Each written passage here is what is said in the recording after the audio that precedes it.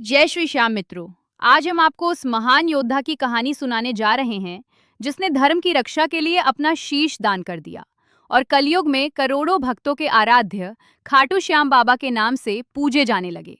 ये कहानी केवल वीरता की नहीं बल्कि त्याग, भक्ति और समर्पण की भी है।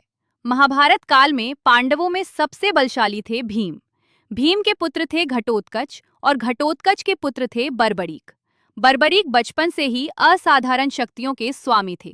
उनकी माता मोरवी ने उन्हें सदैव धर्म और सत्य के मार्ग पर चलने की शिक्षा दी थी। जैसे जैसे बर्बरीक बड़े हुए, उनकी वीरता की चर्चा चारों ओर फैलने लगी। लेकिन केवल शक्ति ही नहीं, उनके हृदय में भगवान के प्रति गहरी श्रद्धा भी थी।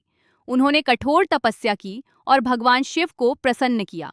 बर्बरीक की भक्ति देखकर भगवान शिव प्रकट हुए और उन्हें 3 दिव्य बाण प्रदान किए। इन बाणों की शक्ति इतनी अद्भुत थी कि एक बाण लक्ष्य को चिन्हित करता, दूसरा शत्रुओं को नष्ट करता और तीसरा वापस तरकश में लौट आता। इसी कारण बर्बरीक को 3 बाणधारी कहा जाने लगा। इसके बाद अग्निदेव ने उन्हें एक दिव्य धनुष भी प्रदान किया। अब बर्बरीक संसार के सबसे शक्तिशाली योद्धाओं में गिने जाने लगे। समय बीतता गया और महाभारत युद्ध का समय आ गया। कौरव और पांडव आमने सामने खड़े थे। पूरा आर्यावर्त इस युद्ध की चर्चा कर रहा था।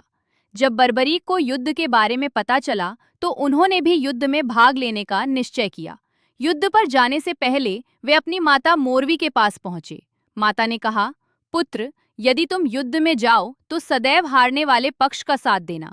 बर्बरीक ने अपनी माता को वचन दे दिया। यही वचन आगे चलकर पूरी कहानी का सबसे महत्वपूर्ण मोड़ बना।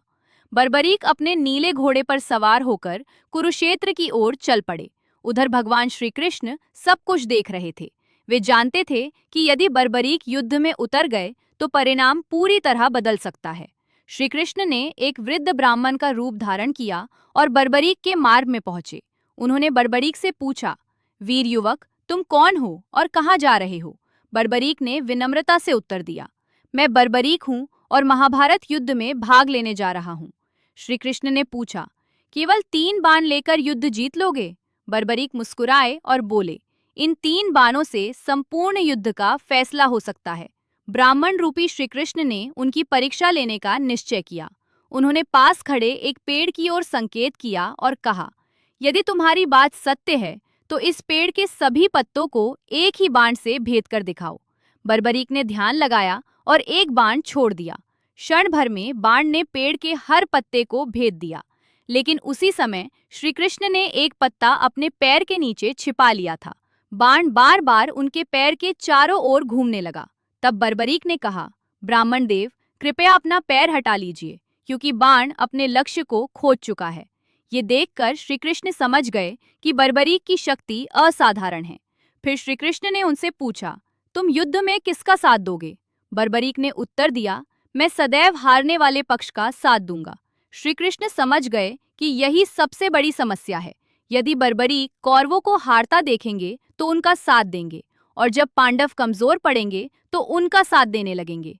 इस प्रकार युद्ध कभी समाप्त ही नहीं होगा। धर्म की स्थापना असंभव हो जाएगी। तब श्री कृष्ण ने बर्बरीक से दान मांगने का निश्चय किया। उन्होंने कहा, यदि तुम सच्चे दानी हो तो मुझे दान दो। बर्बरीक ने उत्तर दिया, ब्राह्मण देव, आप जो चाहें मांग सकते हैं। तब श्री कृष्ण ने कहा, मुझे तुम्हारा शीश चाहिए। ये सुनकर कुछ क्षण के लिए वातावरण शांत हो गया, लेकिन बर्बरीक विचलित नहीं हुए। वे समझ गए कि ये कोई साधारण ब्राह्मण नहीं बल्कि स्वयं भगवान श्री कृष्ण हैं। उन्होंने हाथ जोड़कर कहा, प्रभु, मेरा सौभाग्य है कि मेरा शीश आपके काम आए, और बिना किसी हिचकिचाहट के अपना शीश दान कर दिया। ये त्याग और समर्पण इतिहास में अमर हो गया। श्री कृष्ण बर्बरीक की भक्ति और बलिदान से अत्यंत प्रसन्न हुए। उन्होंने कहा, हे वीर बर्बरीक, कलयुग में तुम श्याम नाम से पूजे जाओगे। जो भी सच्चे मन से तुम्हारी शरण में आएगा उसकी मनोकामनाएं पूर्ण होंगी। इसके बाद बर्बरीक ने एक इच्छा व्यक्त की। उन्होंने कहा, प्रभु, मैं संपूर्ण महाभारत युद्ध देखना चाहता